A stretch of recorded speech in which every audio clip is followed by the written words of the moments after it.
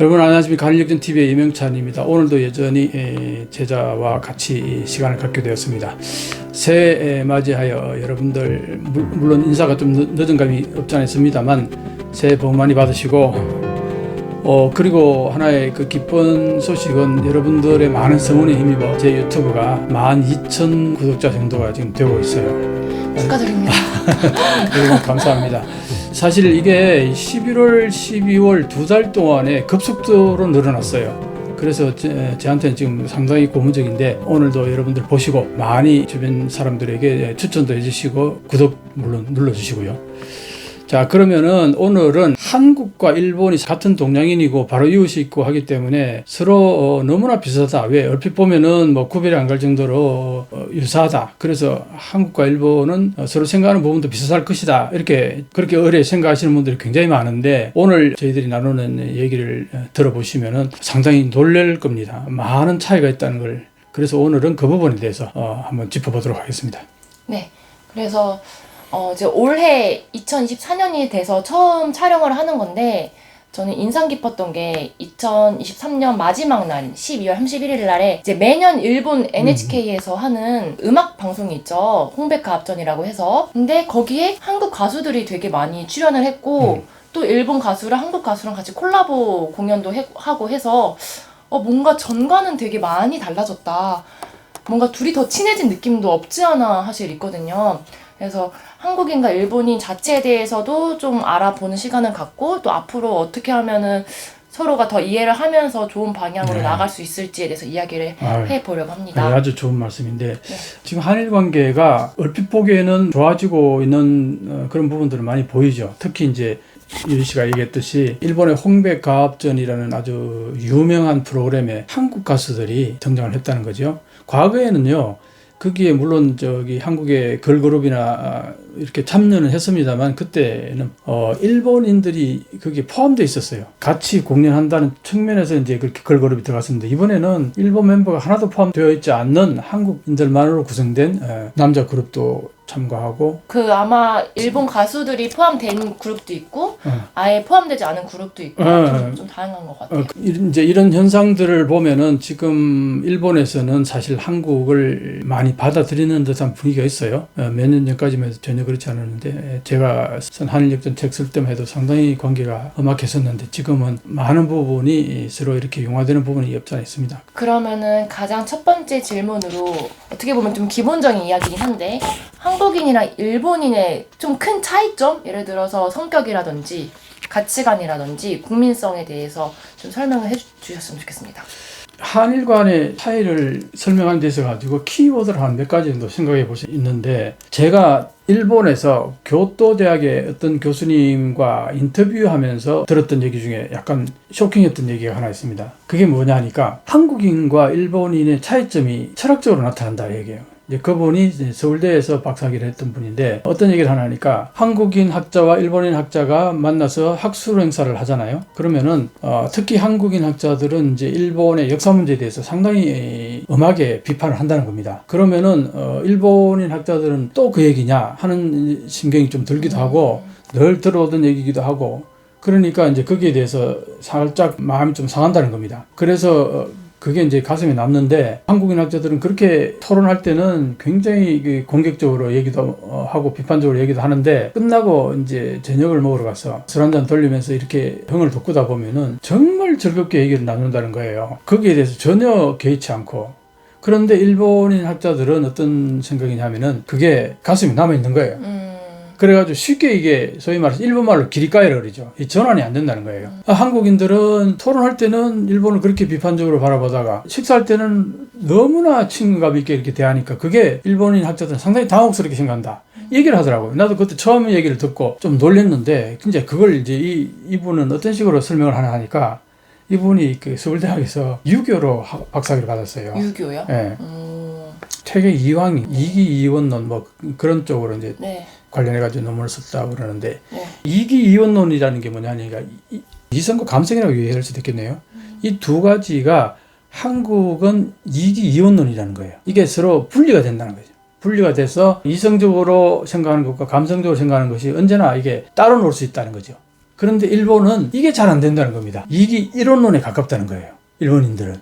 이렇게 설명하는데 깜짝 놀랐어요. 그래서 일본인들은 학술 행사 때 기분이 상하면 그게 끝까지 간다는 거예요. 깜짝 놀랐어요. 그 얘기 듣고. 쉽게 설명하면은 네. 이성은 우리가 이성, 합리적으로, 논리적으로 생각하는 거고 네. 이 기는 이제 기분, 어떤 기, 네. 이런 걸 이제 나타낸단 말이에요. 네. 근데 한국인들은 이게 이기 이원론의 관점에서 그 사람을 보는 거예요. 한국 사람들은. 네. 그래서 이성적으로 얘기할 때와 감성적으로 놀 때가 전혀 이렇게 굳이 이렇게 합일되지 않고 분리돼서 얼마든지 자유롭게 행동이 가능하다는 거죠. 근데 일본인들은 그게 잘 안 된다는 거예요. 이와 기가 거의 합일이라는 거죠. 이 얘기를 하는데 굉장히 쇼킹하면서도 그렇게 차이가 있나? 그랬는데 근데 사실 내가 일본에 10년 살아본 결과 네. 그렇게 얘기하니까 또 그런 것 같았어요. 어떤 그 일본 사람들은 한번 기분이 이렇게 상하면은 그게 쉽게 안 풀려요. 우리는 예를 들어서 기분 나쁘다가도 뒤에 뭐 술 한잔 하면서 툭툭 털어볼 수 있는 그런 부분이 있는데 일본인들은 그게 거의 쉽지가 않아요. 그러니까 일본인이 대체로 혼내와 다떼마에, 혼내는 본심이고 다떼마에는 그 모습이잖아요. 네. 그 혼내와 다떼마에가 이렇게 분리가 되는 거예요. 왜냐? 혼내는 바뀌지 않으니까 잘. 네. 아까 같이 이기 이원론 같이 이렇게 분리가 되거나 이러지 않기 때문에 한 번 기분 나쁘면 계속 기분 나쁜 거야. 그래서 절대 상대방을 기분 나쁘게 하면은 그게 쉽게 기분 풀리지 않기 때문에 그래서 다떼마에로 항상 좋게 상대방에게 대한다는 거죠. 그래서 이런 부분을 잘 모르는 사람들은 일본이 처음에 나를 봤을 때 엄청나게 친절하게 대하고 굉장히 부드럽게 대하고 그래서 저 사람이 나를 굉장히 좋아하나 보다 그랬는데 사실은 나중에 여러 가지 겪으면서 전혀 그렇지 않다는 걸 느끼면서 사람이라는 게 그렇잖아요. 똑같잖아요. 뭐 속마음은 모르니까. 누가 처음 보자마자 좋아하고 뭐 좋아지고 그럴 수는 없는 거 아니에요.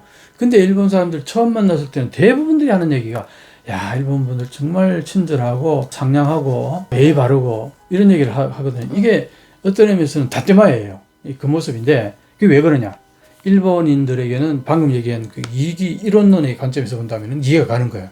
왜냐? 그 모습에서도 기분이 나빠지면 그게 바로 혼내로 연결된다는 거지.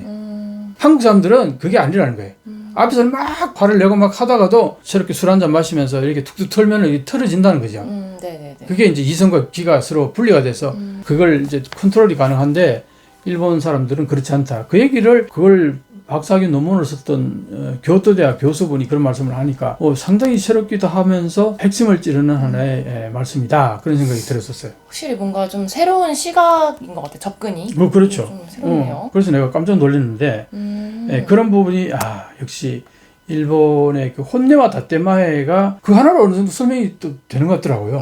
네네네. 그런 부분도 있었고 저는 이제 사무라이 자체를 생각을 한다면은 일본에서는 이제 아무래도 그게 문화이기도 했고 옛날부터 더 내려오는 그런 게 있잖아요. 그래서 어떻게 보면 일본 그 야구 대표팀 이름도 사무라이 재팬이라고 해서 그러니까 그거를 또 마츠 재팬이라고도 읽지만 그거를 이제 사무라이 재팬이라고 읽거든요. 그래서 일본 사람들이 그렇게 야구에 열광하는데 그 야구 대표팀의 이름이 사무라이 재팬이라는 것도 어떻게 보면은 그 일본의 그 문화를 좀 얘기를 해주는 부분인 것 같아요. 한국인들은 오랫동안 유교 문화에 젖어 있어가지고 유교 문화에서는 선비 정신이 핵심이었거든요. 정신적으로는. 네. 그 선비 문화라는 게 어떤 면에서는 이제 굉장히 그 학문적이고 논리적이고 이성적인데 어떤 면에서는 되게 꼬장꼬장할 수도 있어요. 네. 좋은 점과 나쁜 점이 동시에 있을 수 있는데 좋은 의미에서 선비적인 기질은 굉장히 좋은 거거든요. 학자적인 마인드라든가 학문을 높게 평가한다든가 학교 선생님을 그래도 존경한다든가 이런 부분들이 그대로 남아있는 부분이 있는데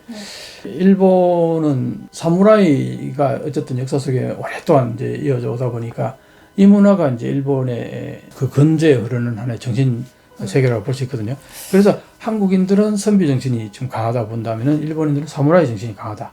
자, 이게 이제 어떻게 핵심적으로 우리가 얘기할 수 있냐면은 사무라이는 힘의 논리가 많이 작용하고 선비 정신은 이 논리가 많이 이성이 많이 작용한다는 거죠. 네. 그래서 한국은 옳고 그름에 대해서 굉장히 주장을 많이 해요. 그래서 올바른 역사관이라든가 올바른이라는 단어를 많이 써요. 이게 이제 선비의 입장에서 옳고 그름을 많이 따진단 말이에요. 네네네. 근데 사무라이는 옳고 그름을 따지기보다는 힘의 논리가 더 많이 작용해요. 누가 더 세냐 약하냐. 이게 굉장히 특이해요. 그러게요. 그래서 이제 일본에서는 힘이 센 사람은 갑이 되고 약한 사람은 을이 되는 이 갑을 문화가 굉장히 강해요. 그래서 일본에서는 갑은 갑질을 하고 어른 을질을 한다 이런 얘기가 있고 그런데 한국은 너가 잘났으면 얼마나 잘났어 이런 얘기가 너무나 많은 사람들에게 공유가 되는 거거든요.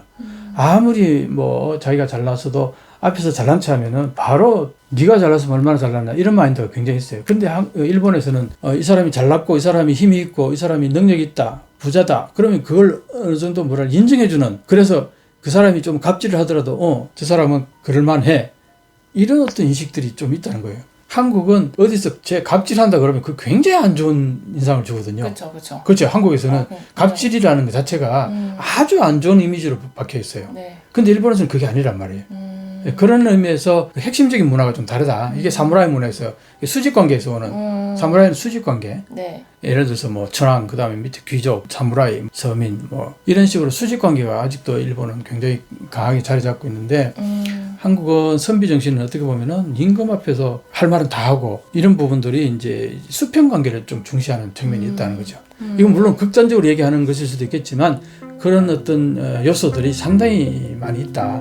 그런 얘기를 하는 겁니다. 네. 뭔가 비슷한 듯 하면서 요 얘기를 들으면은 이렇게 핵심적인 부분이 달랐나 싶긴 하네요.